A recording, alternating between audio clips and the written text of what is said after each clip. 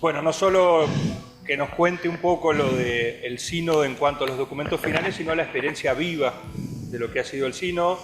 Recordamos que entre una sesión y otra él ya estuvo aquí con nosotros y bueno, ahora nos trae como la segunda parte con los desafíos bien concretos.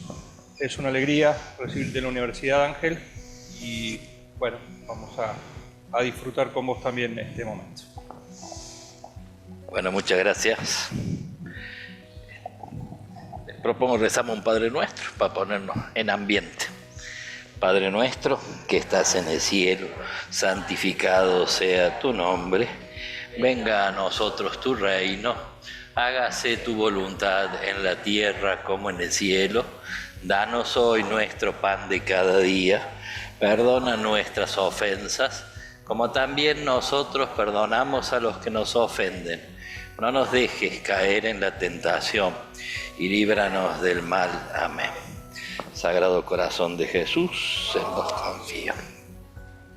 Bueno, gracias por permitir compartir este rato.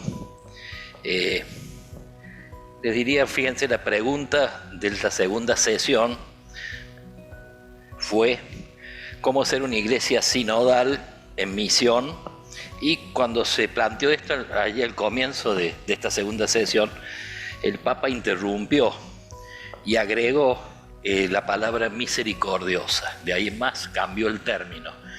Cómo ser una iglesia sinodal en misión y misericordiosa. Digamos, como que intervino ahí y le sumó este aspecto, ¿no?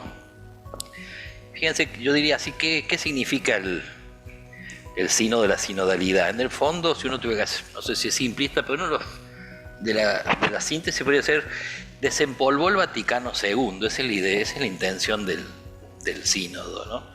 Lo sacó de abajo de otros expedientes, digamos así, como si estaba en algunos aspectos cajoneado o postergado. De alguna manera es el desafío de sacar de nuevo el Vaticano II, comenzando por volver a leerlo, rumiarlo, estudiar, en fin, vivirlo, ¿no? ¿Y qué significa? Yo pensaba, ¿qué significa el Vaticano II unido al sínodo? ¿Cuál es el espíritu del Concilio Vaticano II, que fue el espíritu que el Papa pretendió y pretende, y el sínodo pretendió, sea un poco algo así como la música de fondo del sínodo? Y quizás lo pueda expresar las palabras con que Juan XXIII abrió el sínodo y las palabras con que Pablo VI lo cerró. Acuérdense, el sínodo lo convoca Juan XXIII. A nosotros nos enseñaba Fiorito, Padre Fiorito, un maestro nuestro, que nos enseñaba que la decisión del sínodo, del concilio, fue lo que en San Ignacio se llama una elección de primer tiempo, cuando sin dudar ni poder dudar te baja y tomás una decisión casi imprevista. Dicen así que Juan XXIII se levantó el gordito aquella mañana a tomar el desayuno y a su secretario, que era un cura orionita, le dijo: cómprame 3 kilos de criollito, fíjate, hay que arreglar el calefón y vamos a convocar concilio. Bueno, fue más o menos así, dice, no sé, que de golpe fue licitando cosas y entre medio de la cosa dice, y vamos a ver si, bueno, fue un boom. Esto, lo convocó, lo citó, siempre también se cuenta aquella anécdota que decían los bonzos, ¿cómo va a explicarlo en la plaza Juan XXIII qué significa el concilio que comenzaba, ¿no? Estaban todos expectantes a ver cómo lo definía. ¿Y cómo lo definió Juan XXIII? Le dijo a la gente allí en la plaza: vuelvan a su casa, denle un beso y una caricia a sus hijos y díganle que esta caricia se las mande el Papa. Buenos días. Así definió el concilio. Y en ese sentido, Juan XXIII, cuando abre el concilio, y que creo que es el espíritu que tiene que ser la música de fondo del sínodo y del post-sínodo, porque ahora entramos en este tiempo, ¿no? Decía Juan XXIII en la apertura del concilio: en nuestro tiempo, la esposa de Cristo, la Iglesia, prefiere usar la medicina de la misericordia y no empuñar las armas de la severidad. La Iglesia quiere mostrarse madre amable de todos, benigna, paciente, llena de misericordia y de bondad para con los hijos, sobre todo para los hijos separados de ella. Así abrió el concilio Juan XXIII.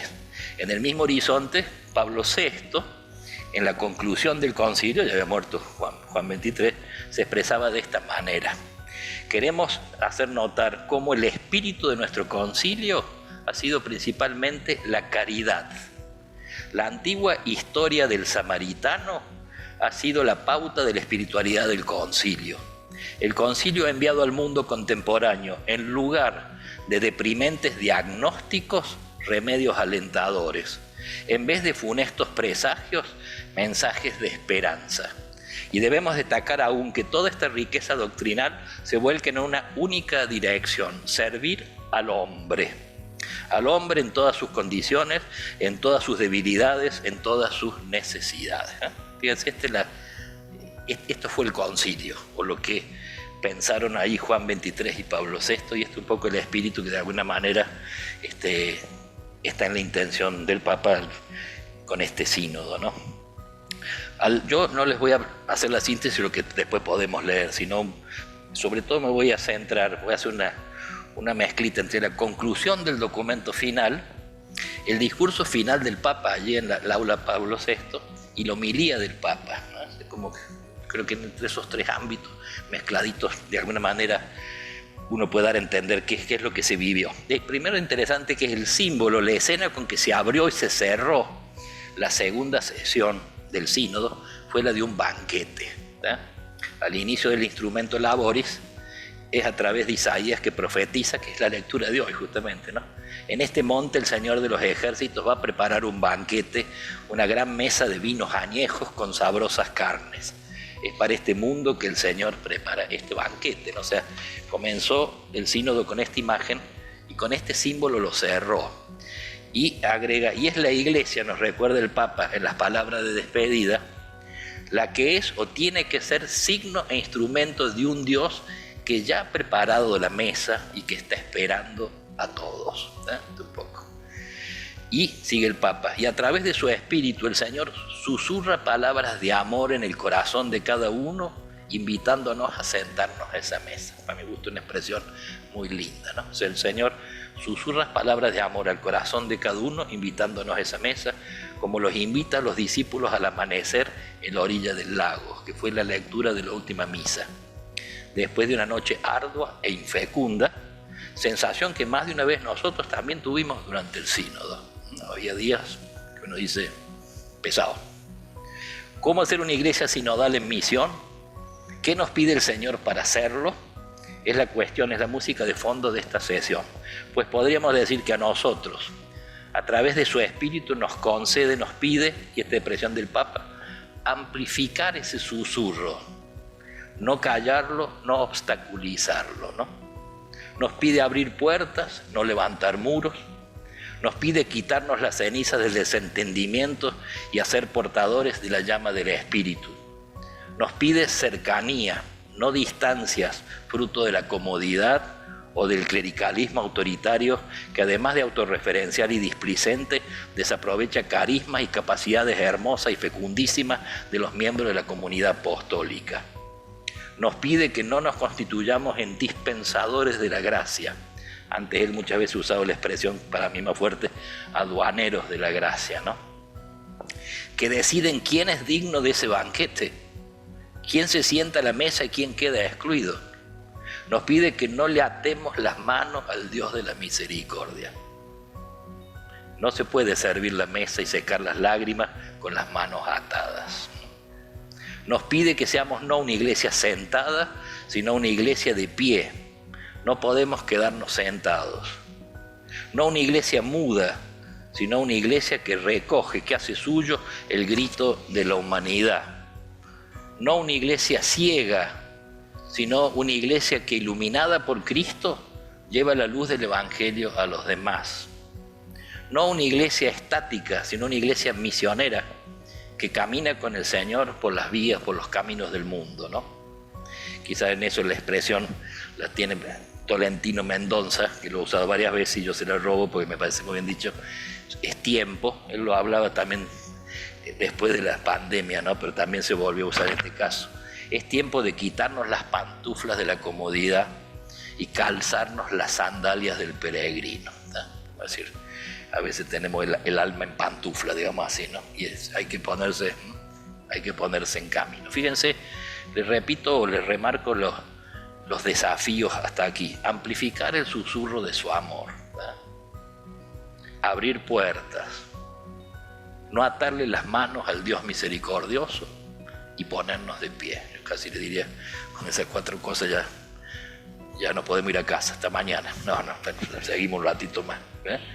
Volviendo a la imagen del banquete, yo se lo decía también el año pasado, yo no me puedo olvidar de un par de fotos sacadas con un dron desde arriba del aula Pablo VI. ¿Eh? Yo creo que se los dije el año pasado, pero vale, porque se repitió. Un dron desde arriba del aula Pablo VI, en la primera, y sentados en torno a las mesas, pues se acuerdan, la metodología no era así como estamos acá, sino eran 400 personas en mesas de a 11. ¿Eh? Después había puestas en común, pero todo el sínodo fue en torno a las mesas, ¿no? Tomando el símbolo justamente también del banquete, ¿no? No era porque sí. Entonces, en la primera foto y sentados en torno a las mesas, los miembros del sínodo, han visto de arriba, eso es. Y en la segunda, un mes después, en la Jornada Mundial de los Pobres, en el mismo sitio, en las mismas mesas, una multitud de hombres y mujeres en situación de calle, almorzando junto al Papa. Y yo pensaba, de esto se trata. Es decir, tiene sentido este sínodo, tiene sentido que nos sentemos a reflexionar y a pensar seriamente en esas mesas, si el fruto de ese ejercicio son esas mesas pobladas de los últimos, de los olvidados, de los invisibles, de los Bartimeos, que fue el evangelio de ese día, de los salidos a buscar a los cruces de los caminos ante la ausencia de los invitados, entre comillas, dignos, ¿no? De los que jamás se hubieran cruzado por la cabeza estar allí, banqueteando gozosa y dignamente, y encima junto al Papa, a quienes los sencillos lo disfrutan, mientras muchos de nosotros le andamos hurgueteando su proceder y sus palabras a la pesca de escándalos y herejías, ¿no? No nos reunimos, decía Radcliffe, el dominico que dio el retiro, no nos reunimos en el sínodo para negociar compromisos o golpear a los oponentes. Estamos aquí para aprender unos de otros cuál es el significado de esa extraña palabra amor, ¿no? Cada uno de nosotros es un discípulo amado que tiene un don particular para ver al desconocido en la playa y poder decir, es el Señor. La escena cuando están en la barca es de noche, ¿no? Y Juan se acerca a Jesús y le dice, a Pedro y le dice, Pedro, es el Señor. Él dice, cada uno tiene esta experiencia. Y el sínodo era como ver el modo como cada uno pudo reconocer en medio de la noche, el amanecer, digamos, es el Señor. Al compartir esa experiencia, digamos, nos enriquecemos todos, ¿no? O sea, esto tiene fuerza de profecía, ¿no? Este es el banquete que nos espera, pero que los estrenamos aquí y ahora, con quienes nos relacionamos y en los lugares que nos toca hacer misión. A este símbolo del banquete, sentarse juntos, mirarnos a la cara, dialogar, comunión, crear espacios, hay que darle forma. A estas palabras hay que hacerlas gestos, ¿no? Ese es el desafío del post-sínodo, para que el sínodo no sea, digamos así, un hecho que quedó en un cajoncito, sino esto, ¿no? Por otro lado, la decisión sorpresiva del Papa de darlo por aprobado y ponerlo ya a disposición de todos y publicarlo, porque muchas veces el resultado del documento se entrega al Papa y el Papa en el tiempo hace una carta apostólica, digamos, te la entrega un año después. El Papa no hizo esto, sino que tomó eso y dijo, esto se constituye en el documento, no va a haber una reflexión posterior. Lo cual, les digo, me sorprendió gratamente, generó una reacción espontánea en todo el aula, muy fuerte, muy curiosa, una especie de consolación sin causa, muy curiosa, le diría, de gozo y de agradecimiento, ¿tá? Fue un aplauso cerrado, quizá porque fue un testimonio de coherencia con lo que es la sinodalidad, justamente, es decir, de reconocimiento del trabajo y de confianza en quienes lo gestaron todo este tiempo arduamente, considerando que hay en el documento, decía el Papa, materia suficiente y concreta para hacer la carne en los diversos continentes y en los diversos contextos, ¿no? Como diciendo esto, ¿no? Y agregó algo que es importante: no se los entrego, el Papa no se lo entrega el documento a los miembros sinodales, a nosotros, sino que se lo entrega al santo pueblo de Dios, ¿no? Cambia la perspectiva. Y dice el Papa, es obvio que no todos se pondrán a leerlo, no todos lo van a leer. Serán sobre todo ustedes, ahí sí nos interpelaba a nosotros y a nosotros ahora, junto con tantos otros, los que hagan accesible su contenido en las iglesias locales, ¿no? Este es el poses, este es el desafío. O sea, el signo de la fecundidad del sínodo, de que valió la pena tanto esfuerzo, será la accesibilidad, hacerlo accesible, y la concreción en gestos del espíritu sinodal. Dos desafíos que Francisco nos tiró a quienes lo estábamos viviendo, ¿no? Por lo tanto, estamos ahora en lo que llamaríamos etapa de implementación del sínodo, ¿no? Hará falta una escucha abierta y vulnerable que permita que el espíritu nos mueva y nos cambie, una exigencia de conversión, nos haga elegir a través del discernimiento y nos lleve a concretar. De lo contrario, si cada uno permanece afincado en las posiciones adoptadas previamente, no se dará verdadera conversación ni verdadera escucha del espíritu. No habrá nada que aprender o asimilar de los demás, nos invadirá el miedo de toda elección que implique cambios y permaneceremos sentados, inmóviles, al margen de la vida, sin esperanza, incapaces de reconocer la presencia del Señor, incapaces de afrontar los desafíos de la realidad e inadecuados para saber responder a los muchos interrogantes que nos interpelan. Vivir, dirá el Papa en la homilía, es siempre ponerse en movimiento, caminar, soñar, hacer proyectos, abrirse al futuro. Uno de los temas destacados en el sínodo fue la evangelización desde una nueva perspectiva que se refiere a los lugares.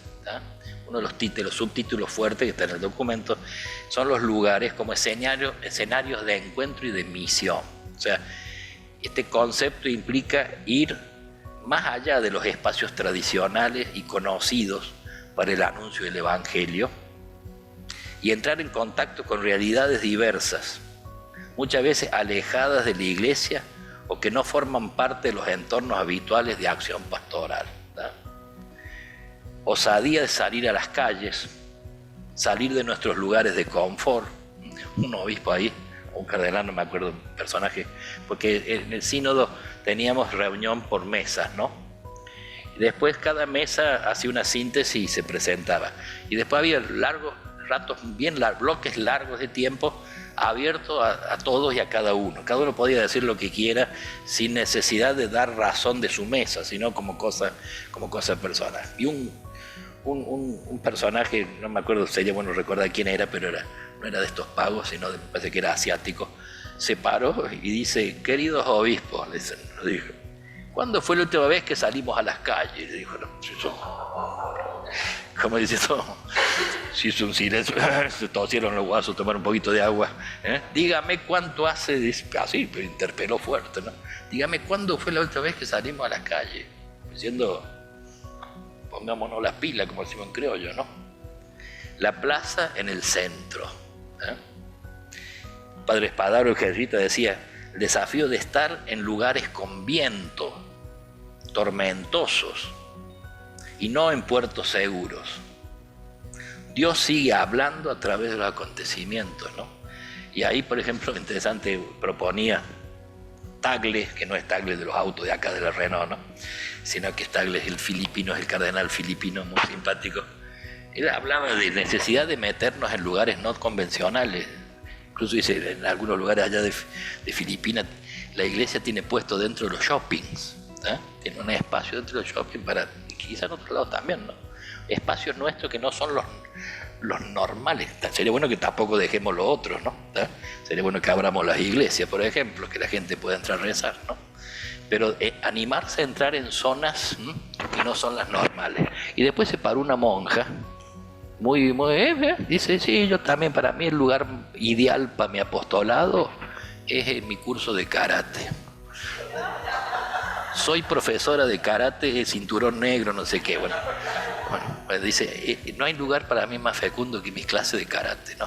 Y además la veía muy monja, digamos, ¿eh? Desde entonces le empezamos a respetar un poquito más, pero como diciendo, estos lugares, ¿no? La clase de karate, ¿no?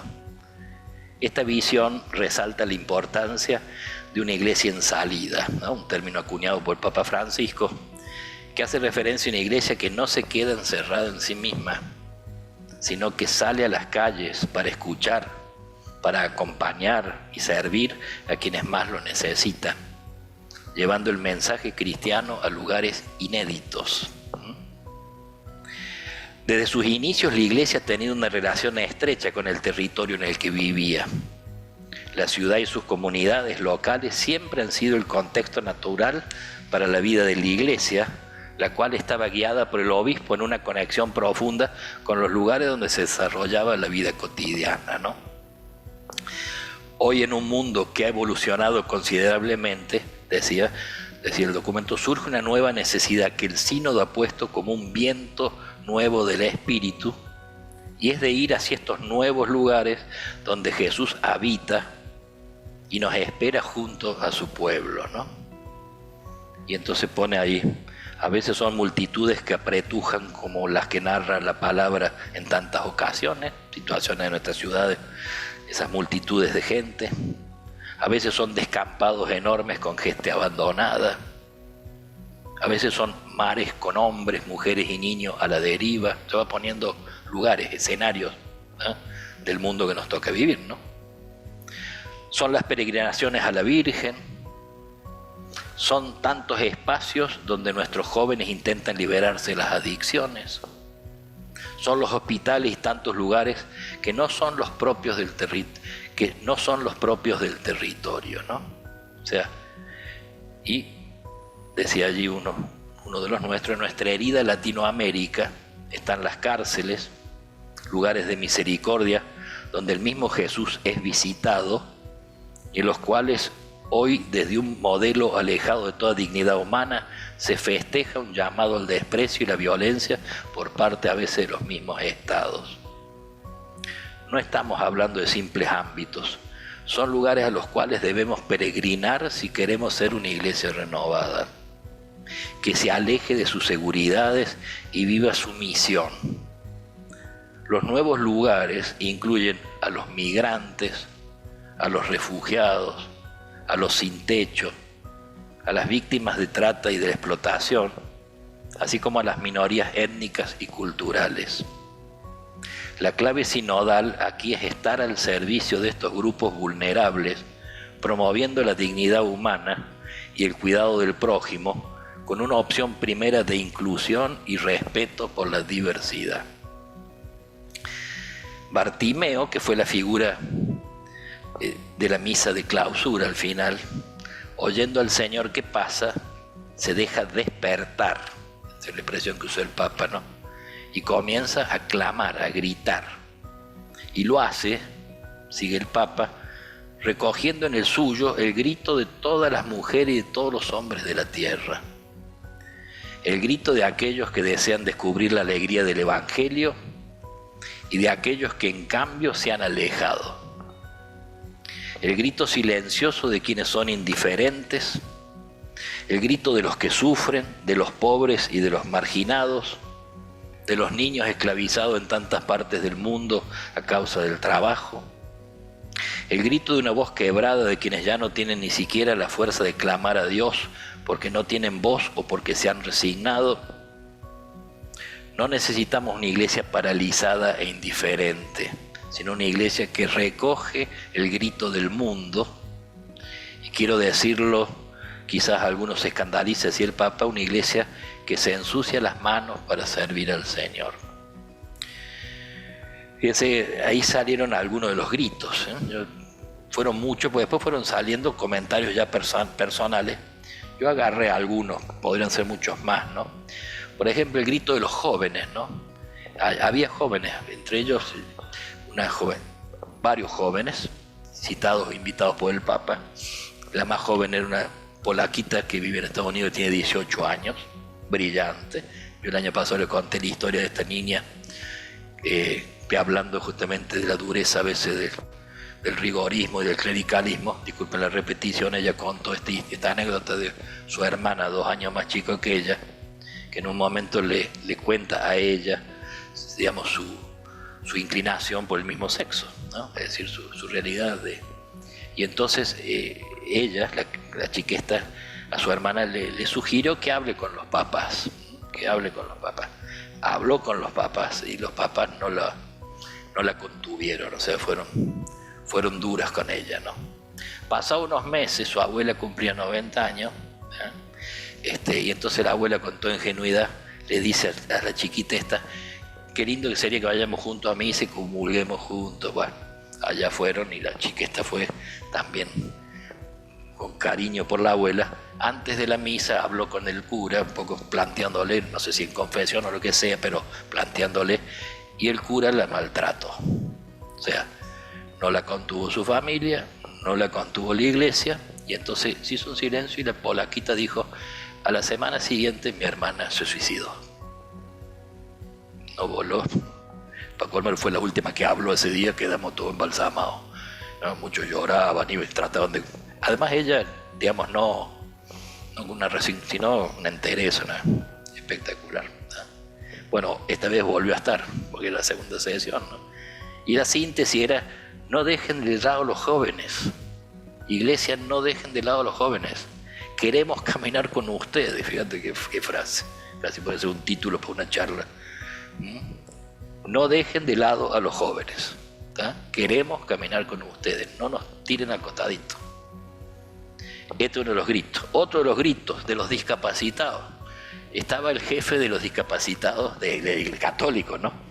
De toda España. Un personaje espectacular que el Papa lo invitó y vivía con el Papa en Santa Marta.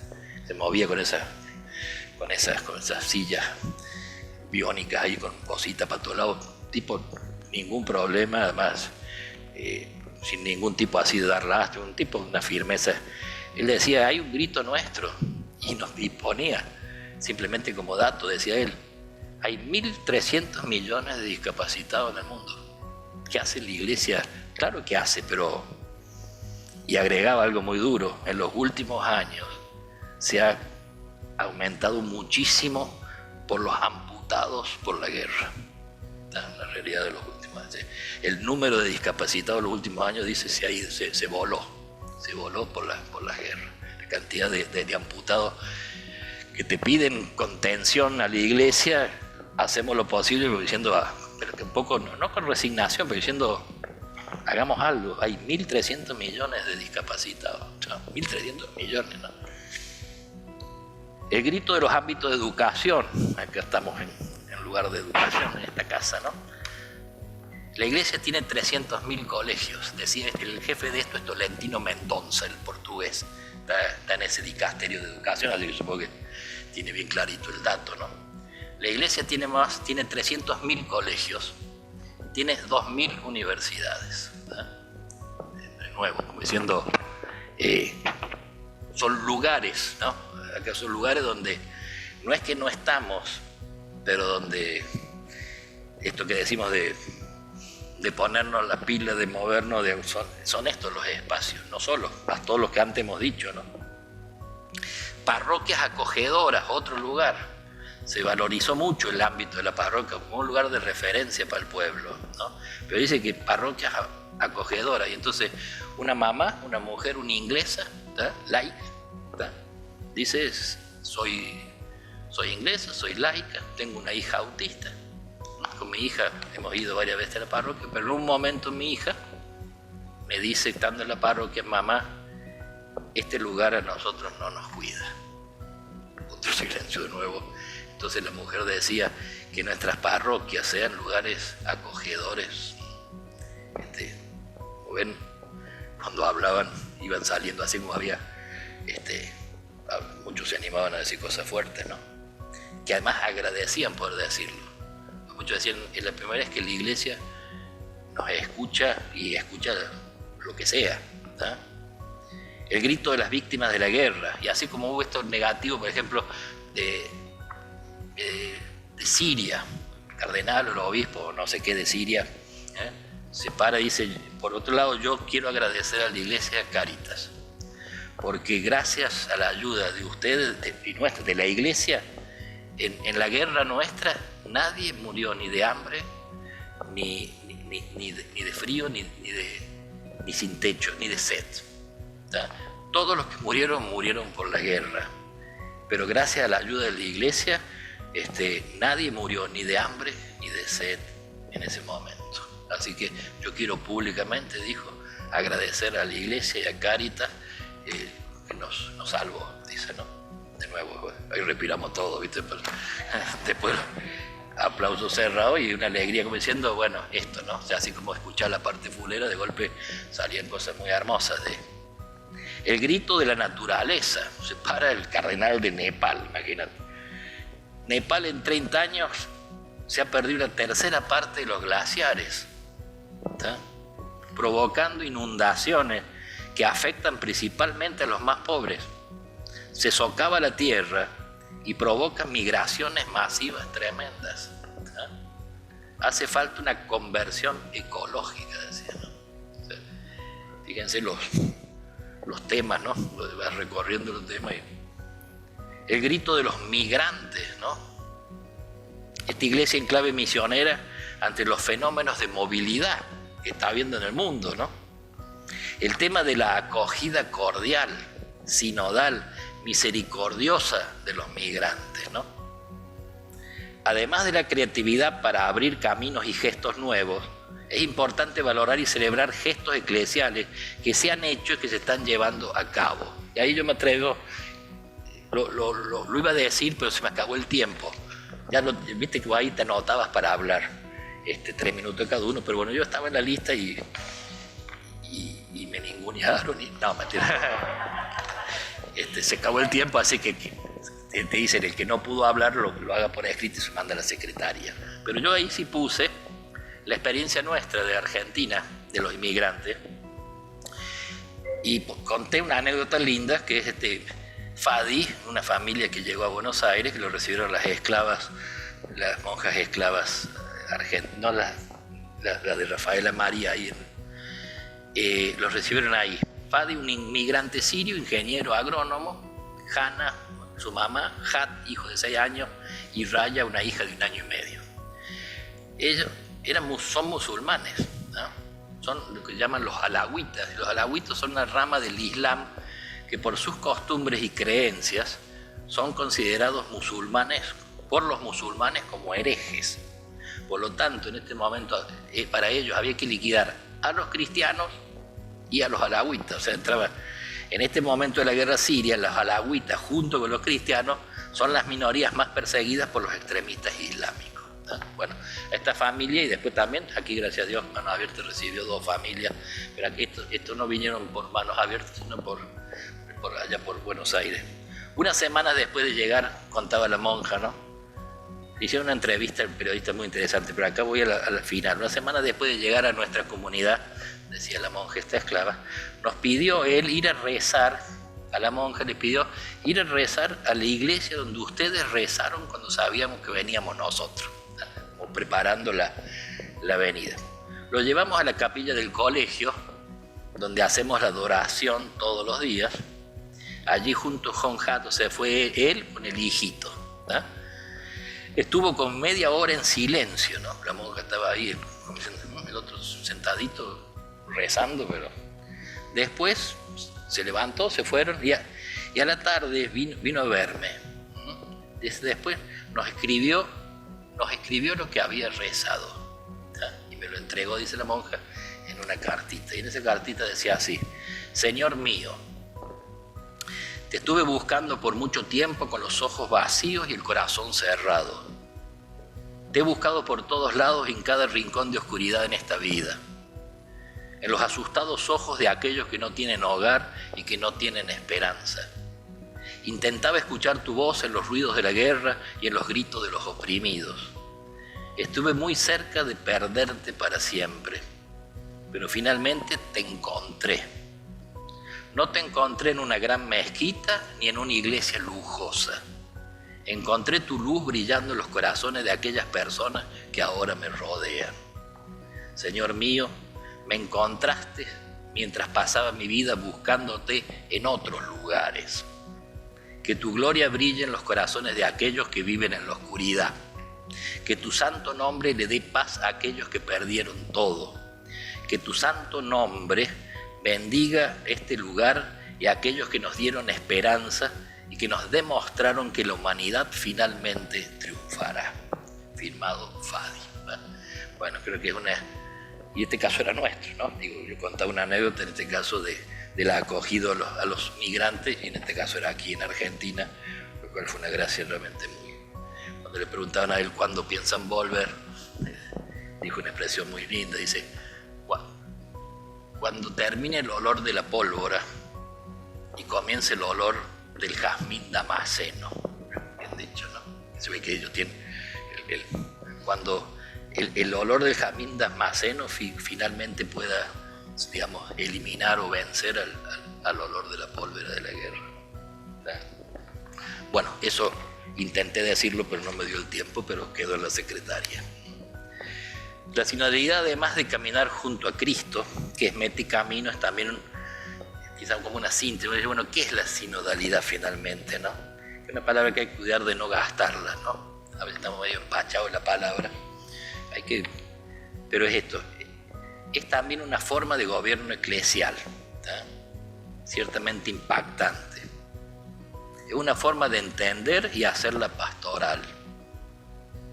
Es una forma de estar en el mundo, en diálogo con todos, en el respeto a las diferencias y con la intención verdadera de no dejar a nadie afuera. Es escuchar a los de dentro y los de fuera, como dice Francisco. Es vernos, estar y hacer juntos, marginados, pobres, llenos de nada, todos rebosando esperanza. ¿Tá? Este es un poco el sentido. Y fíjense, termina el texto, el Papa lo terminó allí, volviendo la mirada a María, a la que se le puede sumar el título, una palabra griega, de odigitria. Odigitria, que es la que indica y guía el camino, ¿no? Odigitria. Y volviendo atrás, me gusta, dice el Papa, la afirmación de que en ella resplandecen los rasgos de una iglesia sinodal. ¿Por qué? Es misionera y misericordiosa. En ella se da el arte de la escucha, la Virgen de la Anunciación, escucha al ángel, escucha también, dice, la atención a la voluntad de Dios, la obediencia a su palabra, la capacidad de captar la necesidad de los pobres, en el caso de la Anunciación, escucha a Dios que le pide ser la mamá de Jesús, y escucha la necesidad de su prima, Isabel. Isabel como símbolo de la necesidad por lo tanto, es lo que se llama la doble escucha, ¿no? A Dios y a las Isabeles de nuestro tiempo. La valentía de ponerse en camino, dice ahí el Evangelio, ¿no? O sea, escuchó y con prontitud se puso en camino. Es también la característica de un amor que ayuda, es el canto de la alabanza y la exultación en el espíritu del Magnífico. Como diciendo, cada uno de los gestos de la Virgen de alguna manera describe los gestos o lo que pretende la sinodalidad, ¿no? Y sobre todo volver a esto, la idea era que es el gran protagonista del sínodo es el espíritu, ¿no?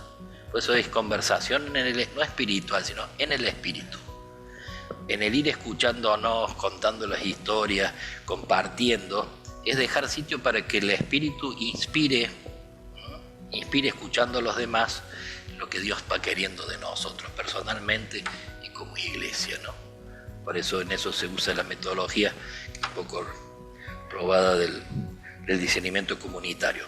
En las mesas todos tenían que hablar frente a un tema, cada uno hablaba, después había un rato de silencio en la mesa, después cada uno volvía a hablar, pero ya no de lo que había dicho, sino de lo que había percibido en su corazón respecto a lo que había oído de sus compañeros de la mesa. ¿Verdad? Un poco interesante lo que Ignacio llama la las emociones, lo que te interpeló, lo que te consoló, lo que te dio bronca, en fin. Y después una tercera rueda, donde se seguía puliendo la cosa, para finalmente llegar a ver un poco qué hay en común en todo esto, ¿no? Incluso con la disponibilidad de que al escuchar cambia aquello que vos venías trayendo posiblemente como tu verdad, ¿tá? Pero al escuchar a los demás muchas veces, ¿tá? Y muchas veces pasaba eso, o escuchabas cosas, por ejemplo, el tema misión, una palabra que para nosotros es obvia, ¿no? Para algunos países misión es una palabra despectiva porque lo relacionan con dominio, ¿no? Con explotación en países de África, algunos lados, ¿no? Vos imaginás que es una palabra pura y que no en todos lados va a sonar bien, en algunos no suena bien, ¿verdad? Y así otras palabras que vos decís, o expresiones que nos parecen. Entonces al escuchar vos decís, cuidado, no todo es como uno supone, ¿no? Se hablaba de la poligamia, ¿no? Un cardenal se dijo, soy hijo de la tercera mamá, mi papá tuvo 7, soy hijo de la tercera, y la vivíamos como una verdadera madraza, ¿no? Entonces voy a decir, despacito, ¿no? O sea, no es que cambias la idea, pero ojo que a veces, y lo mismo, sinodalidad, los africanos decían, nosotros vivimos en sinodalidad, las aldeas nuestras deciden todo, consultándolo entre todos. Para nosotros es requete natural esto no es novedad. En fin, ¿qué quiero decir con esto? La riqueza de escuchar y dispuesto a escuchar cosas que quizás te interpelen, que no sean lo que vos suponés, y animarte a creer que para discernir y poder, ¿tá? Pero y a la vez también dentro del sínodo era el desafío de dejar que el Espíritu vaya sugiriendo lo que quiere de nosotros, y acá entra aquel personaje que yo se los comenté el año pasado de Lucas. Lucas él hablaba ahora de dejarse sorprender por el Espíritu, este era el tema, ¿no? Lucas que yo les comenté el año pasado, de repetición de este laico, personaje tano, con un perfil que vos lo veías y decís, ¿qué hace acá, no? Con la colita, un grandote, bueno, medio hipón, hace un personaje que el Papa él tiene una embarcación, tiene no sé si uno más de un barco, pero su misión es salir, no espera en la costa italiana que lleguen los migrantes en las barcazas del norte de África, sino que ellos van al encuentro, ¿tá? Y entonces al ir al encuentro priorizan las mujeres y los niños que caen de las barcazas, ¿tá? Los sacan, los rescatan, ojalá también a los hombres, pero priorizan niños y mujeres, ¿no? Y él decía, tuve distanciado de la iglesia por lo que sea, por mal lo que sea, pero dice, cuando fui en mi barco y tuve la primera experiencia de sacar un niño del agua, muerto de frío, y lo abracé, yo sentí que en ese niño estaba Jesús. Por eso yo estoy hoy acá. Silencio, terrible. Y esta vez se despachó con otra anécdota. Él decía, nos avisaron de una barcaza que estaba viniendo, ¿no? Entonces allá salimos. No la encontrábamos por ningún lado. No la encontrábamos. Íbamos desesperando, pero no la encontramos. De golpe, contra todo pronóstico, dice, no sé si es cardumen o cómo se llama, de delfines. Se pusieron al lado del barco y adelante, y lo seguimos. Y nos llevaron a la barca, ¿tá? Salvamos a las 48 personas, ninguno se murió. Y entonces agregó Lucas con mucha agudeza, señores obispos, queridos sinodales, hay que dejarse sorprender por el Espíritu, que no siempre se manifiesta en forma de paloma. En este caso en forma de delfín, ¿no? Bueno, por supuesto, aplauso, el Tano se llevó todos los laureles. Bueno, estos son algunas experiencias que uno podría contar muchas cosas más. Por otro lado, la figura del Papa, todos los días, todas las horas, sentado, y entraba con su sillita de ruedas, se sentaba, que además cuando nosotros teníamos el descanso a media mañana, él se le iba encima a la gente, ¿no? Porque no había distancia, se sentaba en una mesa más, como todo. Y en los descansos todo el mundo iba a presentarse, en fin, a saludarlo, ¿no? Entonces, nuestros descansos era la parte más. Y de ahí, bueno, se pasaba toda la mañana y después volvía a la tarde. Mientras tanto, había recibido migrantes, había recibido a los presidentes nuestros, había recibido después lo veías a la siesta, ahí en Santa Marta, las reuniones que tenía, ¿viste? Ninguno era un heladero o alguien sencillo, eran todos temas fuertes, ¿no? Así que también ese testimonio de esa fidelidad para el sínodo fue muy fuerte. Algunos decían que estamos en la mesa, entra todas las mañanas frente a nosotros y capaz que ya a esta altura comentan todos los días, ya hay gente que se te desespera por verlo de lejos y nosotros tenemos el privilegio de que lo tenemos. Bueno, quizás puede ser anecdótico, pero esta presencia ahí fiel, digamos, ¿no?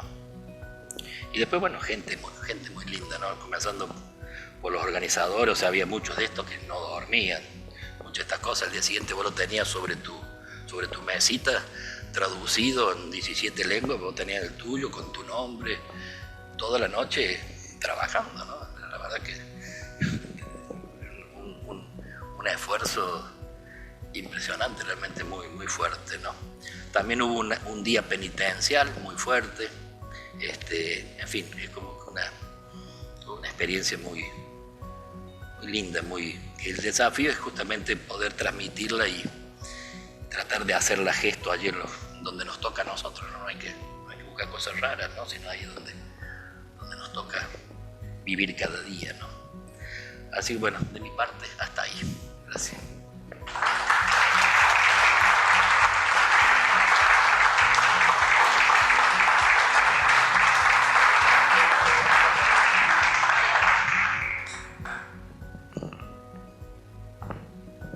Bueno, gracias Ángel por el testimonio profundo.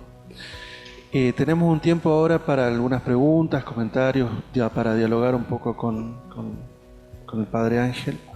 Tanto las personas que están aquí presentes, levantan la mano, yo les paso el micrófono, como también las que están siguiendo a través del Zoom, pueden poner por escrito y ahí vamos leyendo entonces las preguntas. Bien.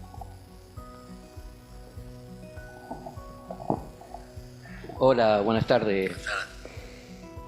En su experiencia, en su vivencia, este es el primer sínodo que participan tantos laicos, ¿no? Porque en principio en los sínodos no participaban los laicos. Y usted hizo mención a tanto una mujer adulta, una mujer joven, dando su testimonio. Y si bien el mensaje del Papa es no al clericalismo, ¿cómo siente usted la recepción para dentro del clero esta cuestión de la participación, ya sea de jóvenes, ya sea de mujeres adultas, de hombres adultos, y en esta diversidad? Porque hago un pequeño aclarado. Yo participé en todo lo que fue la cuestión que hicimos en el proceso previo justamente, y me encontraba con que había hasta sacerdotes que desconocían o que no sumaban. Uno desconocían y otro no les interesaba sumar. Y ahora vamos hacia Guadalupe y todo lo demás, y yo sigo viendo que hay un desconocimiento. Entonces, por eso es que va mi pregunta. Sí. Di medio la respuesta tendenciosa, pero bueno, me interesa su parecer. Sí. Disculpe. No, en general la reacción fue muy buena. Comenzando porque es la primera vez que participaban laicos mujeres que tenían voz y voto. Este es el punto, ¿no? Porque a veces había habido algunos, pero no eran protagonistas, o ahora no, quizás no mitad y mitad, pero y además figuras como la karateca.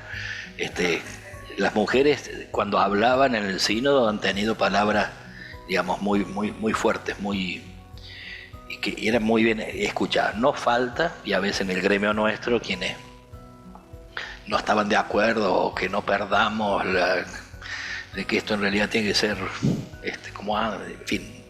Pero bueno, yo creo que el Papa lo sabe, y al hacerlo a propósito chuza para que de a poquito hay cosas que vayan cambiando sin perder la esencia, ¿no? Bueno, no es que, como dicen esto, se acabó la iglesia, toda esta cosa.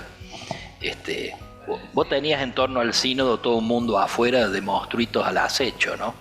Que los veía yo porque además como estamos ahí en Santa Marta al frente, tenías tanto periodistas como algunos cardenales o obispos que no estaban ahí, o algunos curas que a la búsqueda de lo que en realidad no había, porque había un espíritu muy lindo, digamos, ¿no? Y para nada queriendo voltear todas estas cosas que el espíritu fue realmente eclesial y muy, muy lindo. Entonces yo creo que en general la recepción fue muy buena, y si al comienzo no fue tan buena, al ir protagonizando ellas fueron conquistando la clientela, la audiencia. Y bueno, quedará alguno que seguirá empacado, y bueno, ¿qué le va a hacer? Tenemos algunas preguntas ahí por el Zoom que van a leer, y mientras tanto si quieren preparar alguna ustedes, ¿no? No sé, perdona si con esto te contesto, ¿no? Porque en la experiencia con la gente de CELAM, por ejemplo, había laicos y había desde el CELAM en algún momento dado participación de los laicos en las conclusiones, en todo, pero había resistencia. Había resistencia. Claro, ahora te digo que ¿no? para el mundo de la iglesia, la sensación que yo tuve es muy personal. Sí.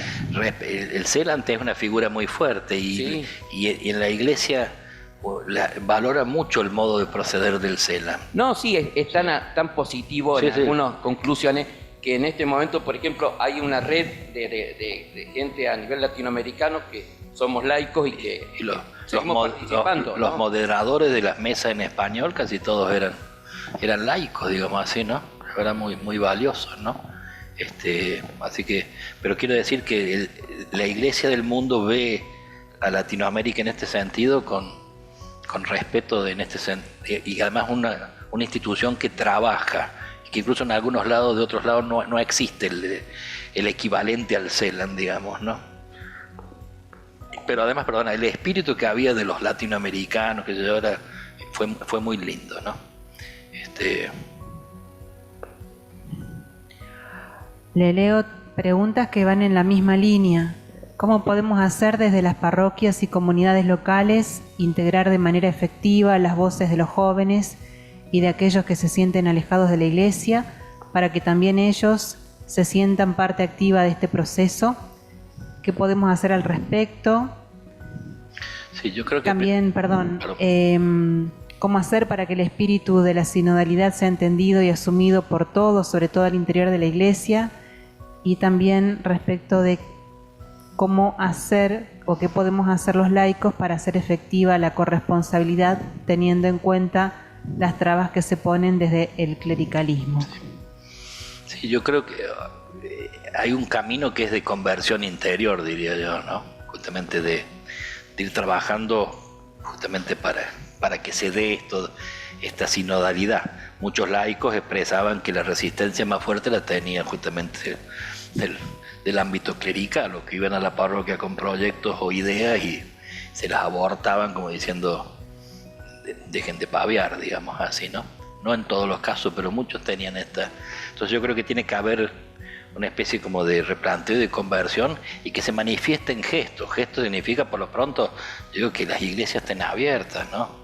Digamos, si no, yo siempre digo, nuestras puertas cerradas son puertas abiertas en las sectas, que los acogen y los contienen. Entonces, el que viene desesperado, sí, viene primero a tu iglesia, pero si en tu iglesia no encuentra el espacio, lo busca en otro lado, ¿no? O sea, esa es una reacción natural de quien anda angustiado necesitando una palabra o un abrazo o un consuelo. Entonces, si no lo encontrás donde deberías encontrarlo, empezás a mendigarlo en otro lado. Entonces creo que el primer gran desafío es que nos encuentren a puertas abiertas, primero interiormente, ¿no? Pero además esto se manifiesta concretamente en esto, y después, bueno, facilitar el camino de la fe, no complicarla, ¿no? Desde los consejos, desde lo sacramental, en fin, no poner trabas, digamos, ¿no? Esto que decía, abrir caminos, no levantar muros, decía el sínodo, ¿no? Bueno, yo creo que algo de eso, ¿no? Me parece que es un trabajito que comienza casi diría por el propio corazón, digamos, ¿no? Y después se traslada a los ámbitos donde nos toca misionar y esto, ¿no?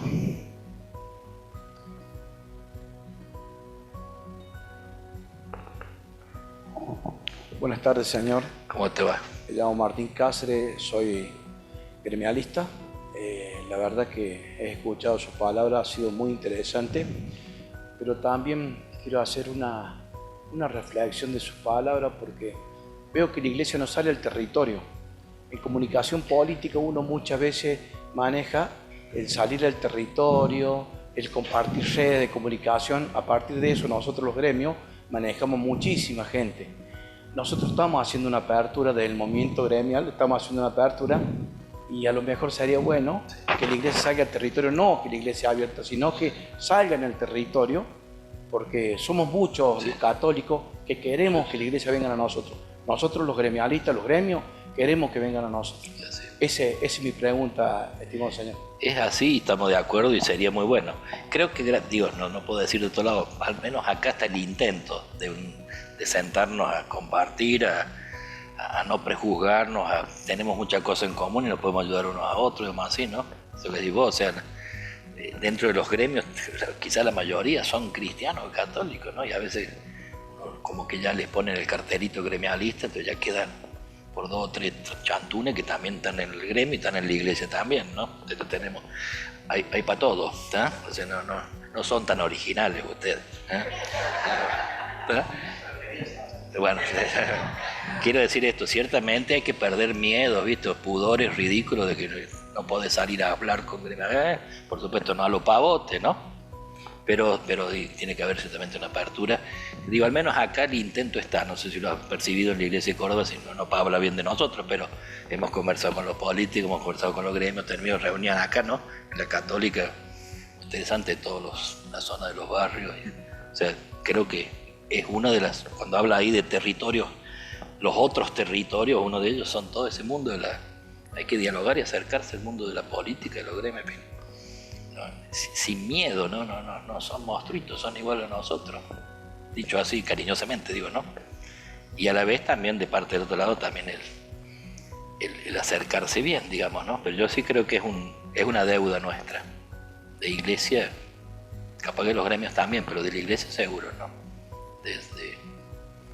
De ir a esos mundos y a otros mundos, pero ese es uno de ellos que a veces medio le gambeteamos al cohete, no tiene sentido, ¿no? Perdemos una oportunidad de cercanía y de hacer mucho bien, porque digo, los gremios, gente trabajadora y gente linda que puede hacer mucho bien. No sé si con esto, digo, pues no nos peleemos, no. Otra pregunta del chat de los que están conectados. ¿Cómo se conjuga el estilo participativo y de comunión del sínodo con la autoridad? No es contradictorio. La autoridad puede escuchar, puede compartir, puede disentir. Digamos, siempre hay una figura que finalmente es autoridad, como pasa en una familia, ¿no? La cosa es que esa autoridad no sea el aquí se hace como yo digo, o el aquí siempre se hizo así, todas estas cosas, sino pues, escuchar. Y finalmente sí, siempre hay incluso en el discernimiento, cuando se hace un discernimiento comunitario, la decisión final la toma alguien que lo decide el grupo, o sea, hay una autoridad, pero una autoridad que antes de decidir ha escuchado, ha ponderado, ha compartido, y bueno, finalmente de ahí brota, porque algunos dicen se acabó la autoridad en la iglesia, ahora todo, de ninguna manera, es ejercitar una autoridad desde otra perspectiva, que lo hace, digamos, más realista y con más posibilidad de que de lo que se disponga responda a las necesidades reales, ¿no? Padre Arrupe decía, tengo miedo que estemos o dando respuestas de ayer a problemas de hoy, decía Arrupe, ¿no? O sea, por esto, ¿no? Entonces hay que escuchar y poner, en fin. Yo creo que, pero no es que se acabó la autoridad, sigue estando la cosa que tiene que ser una autoridad que sabia, no recalcitrante, no autorreferencial, no, es decir, que a veces se ve hasta en los pequeños gestos nuestros, ¿no? De autoritarismo, de mandoneo que nos ayuda, ¿no? A veces en la familia, ¿no? Y a veces en la parroquia, y a veces en los colegios, en fin, ¿no? Que no es laxitud. No es da todo lo mismo, no es ahora, pero es como animarse justamente a caminar más juntos, digamos, ¿no?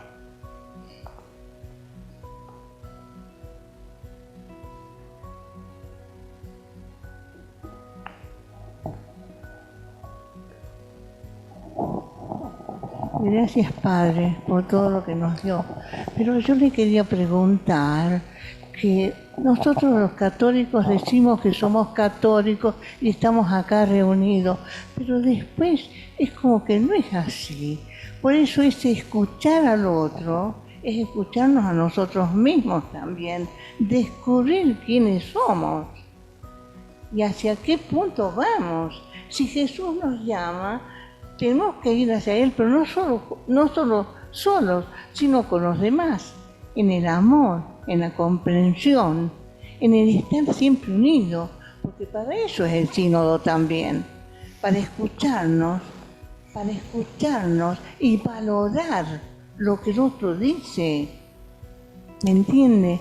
Y ellos me valorarán a mí después, pero mientras tanto es esto. Y a veces pienso, Padre, que este amor que nos tenemos entre los cristianos debe sobreabundar e ir a los otros credos, a los otros evangélicos, a los católicos y a los jesuitas, también a los jesuitas,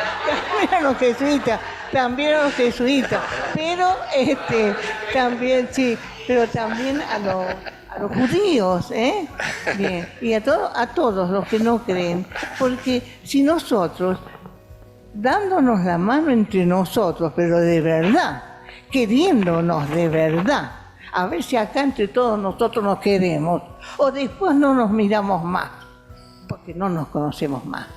Eso por un lado. Y después este amor, si es verdadero, abrirse a los otros credos, tomar la mano al pastor y venir con él para dar de comer a los chicos pobres de la cuadra. Esto es maravilloso, pero no lo hacemos. Entonces esta cosa es así. Por eso yo le pregunto, porque el Santo Padre Francisco, nuestro Papa amado, él sí vive diciendo todo esto. Sí, yo creo que se ha mejorado un poquito. O sea que sí hay gestos de cercanía y nos damos brazos con los pastores frente a la necesidad del otro. Yo creo que hay una actitud, se ha crecido, me parece, ¿no? Faltará, pero me parece que ahí sí se ha crecido, ¿no? Y después, bueno, esto del amor, yo pensaba, no lo hablé, pero mientras estábamos en el sínodo, el año pasado pasó lo mismo, recrudeció la guerra, ¿no? Tremendo. El Papa, el párroco de Gaza es argentino, y él metió en su iglesia un montón de todos, musulmanes, jesuitas, incluso, todo,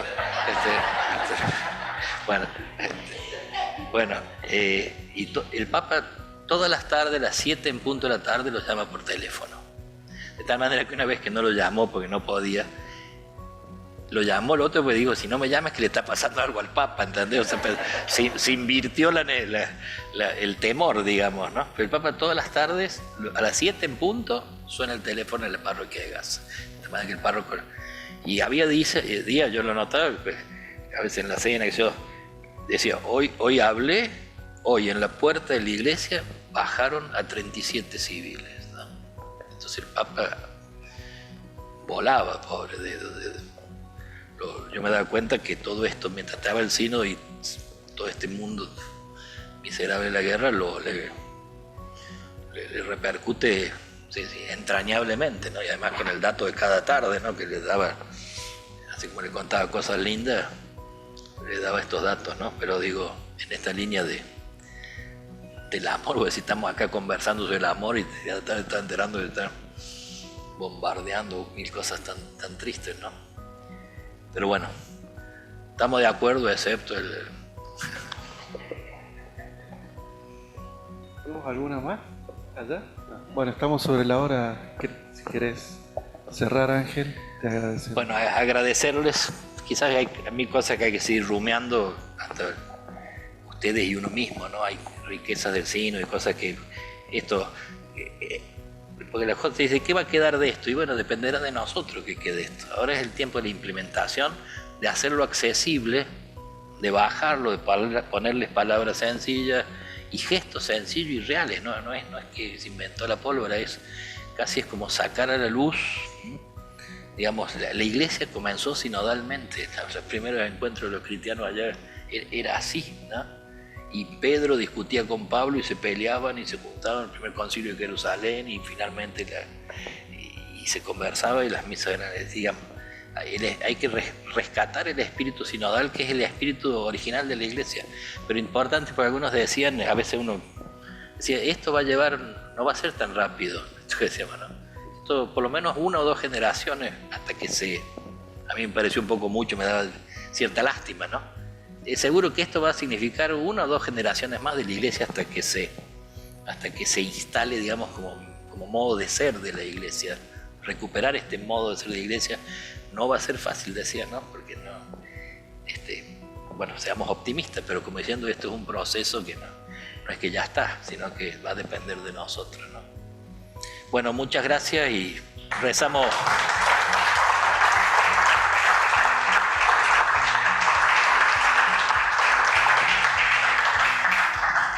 Le pedimos a la Virgen, pedimos por nuestra familia, por nuestra iglesia, por los ámbitos donde nos toca lidiar y evangelizar y anunciar cada día, comenzando por las familias y siguiendo por los ámbitos apostólicos, ¿no? Dios te salve María, llena eres de gracia, Señor es contigo, bendita tú eres entre todas las mujeres y bendito es el fruto de tu vientre, Jesús.